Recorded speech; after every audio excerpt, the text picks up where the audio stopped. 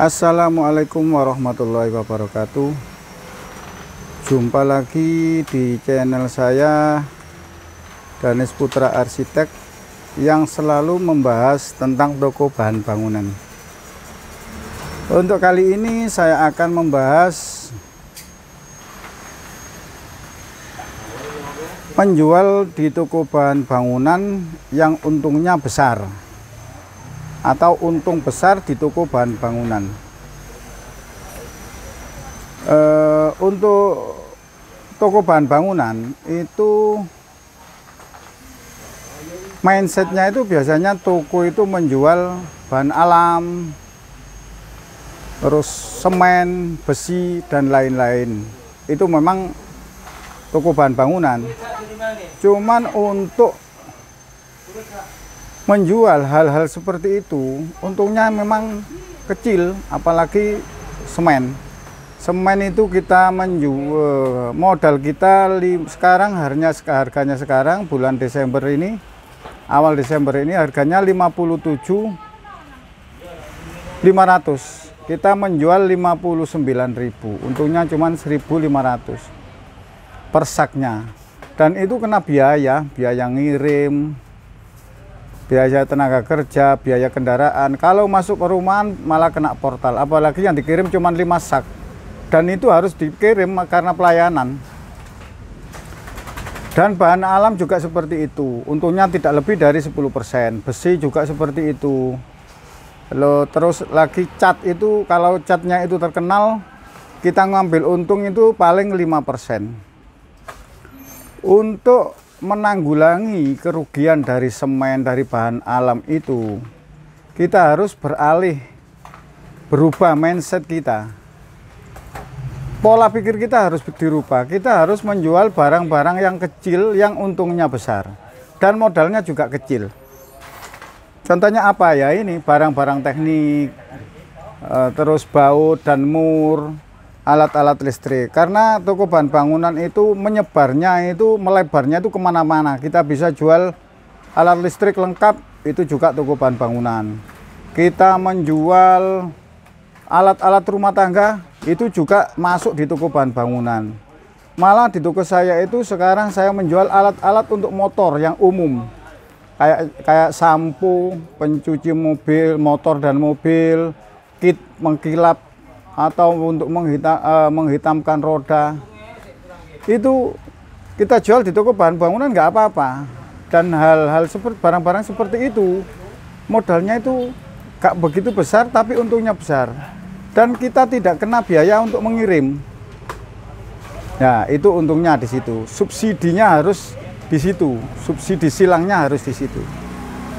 Kadang-kadang orang itu untuk menjual di toko bahan bangunan, untuk menjual baut dan mur, itu kadang-kadang itu orang itu cegeh atau wegah. Atau karena apa? Karena dianggap ribet atau rumit untuk menjual mur baut itu. Padahal mur baut di toko bahan bangunan itu, satu, keuntungannya kita tidak menambah tenaga kerja. Dua, kita tidak menambah tempat atau space tempatnya nggak terlalu banyak.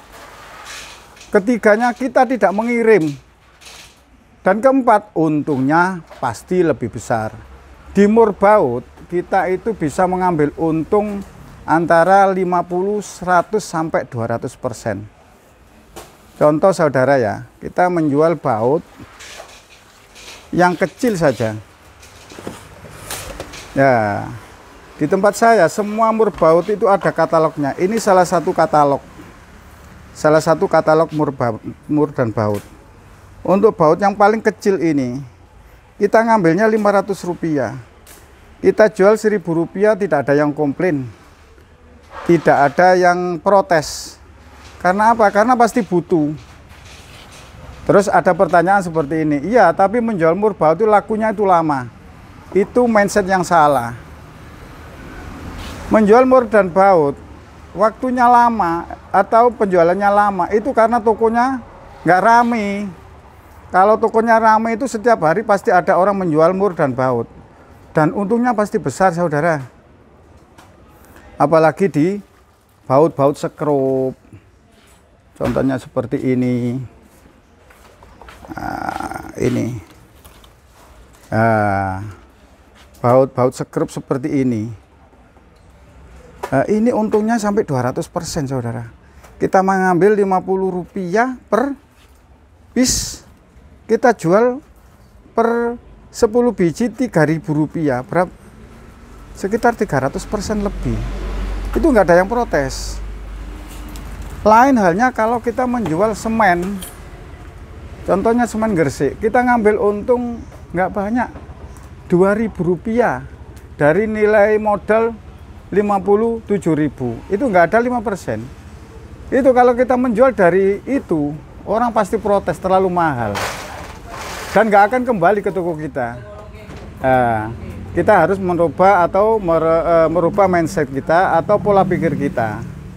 Kita harus menjual barang-barang teknik seperti ini, ada gembok dan macam-macamnya, dan ini nanti menambah ramainya toko kita. Gini saudara, kita itu kalau mempunyai toko bahan bangunan jangan menolak pembeli. Artinya apa? Artinya pembeli yang datang ke toko kita itu dia sudah meluangkan waktu, dia sudah mengorbankan tenaga untuk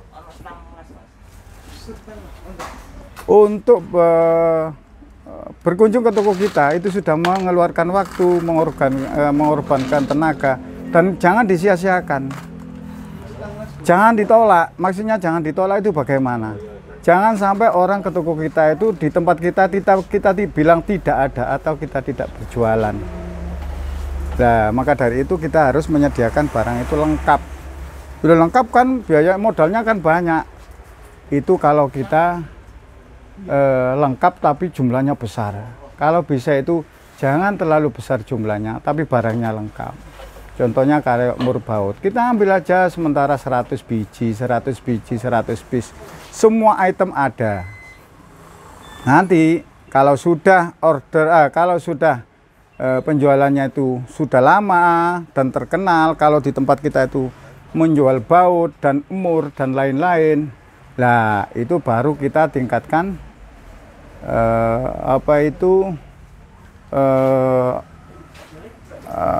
omset atau apalah stok kita tambah stok kita sedikit demi sedikit untuk menjual mur baut. Yaitu tadi nanti kalau memang ada kesempatan saya bikinkan ini caranya menjual mur baut, nanti saya tunjukkan caranya menjual mur baut supaya nggak ribet atau nggak sulit. Ini agak gelap ini, benarnya harus nyalakan lampu. Saya nyalakan lampu nih nang. Ini di tempat saya itu semua mur baut itu ada lacinya. Nah, kayak gini. Lacinya seperti ini. Semua item ada di sini. Mulai ukuran paling kecil sampai paling besar. Lacinya kecil-kecil saja. Nah, lacinya kecil-kecil saja. Ukurannya antara 20 sampai 20 kali 30 cm per lacinya. Dan semua baut ada di sini. Di tempat saya itu sekitar ada kurang lebih ya antara 1.500 lah laci. 1.500 laci itu semuanya isi baut dan mur. Nah, kayak seperti ini. Ini juga tempatnya baut. Tempatnya baut semua ini. Tempatnya mur dan baut semua. Dan ini saya ordernya nggak langsung begitu order langsung semua, itu enggak. Kita ordernya sedikit nggak terasa. Kalau kita menjual mur dan baut dengan sistem seperti ini, nantinya kita nggak terasa saudara. Toko kita makin lama makin besar, makin lama makin lengkap. Tapi kalau kita hanya mengandalkan menjual alat-alat bahan-bahan bangunan dan bahan-bahan besar, kita cuman, kalau orang Jawa bilang cuman rame ajang saja. Karena apa? Karena penjualannya besar, tapi untungnya sedikit. Marginnya itu cuman sedikit. Coba kita bayangkan, kita menjual semen Gresik, katakan 100 sak satu hari. Itu modalnya berapa? Jangan senang.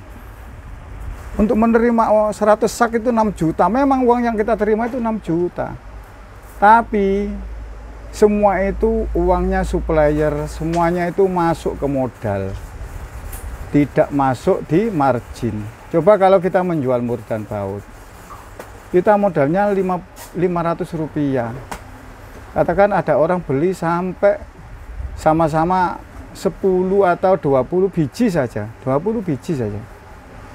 Kita menjualnya dengan harga 1000, 20.000, 20.000 50%, modal 50% sudah margin.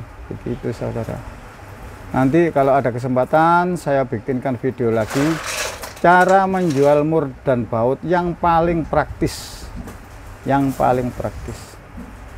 demikian untuk video kali ini. Semoga bermanfaat untuk teman-teman yang punya toko bahan bangunan, yang mau belajar, dan saya doakan semoga yang melihat video ini diberi rezeki yang banyak, yang melimpah, diberi rezeki yang halal terutama, diberi rezeki yang barokah, dan usahanya makin lama makin maju, makin lama makin lancar, dan saya doakan semoga semua hajatnya terkabulkan. Demikian saya akhiri. Assalamualaikum warahmatullahi wabarakatuh.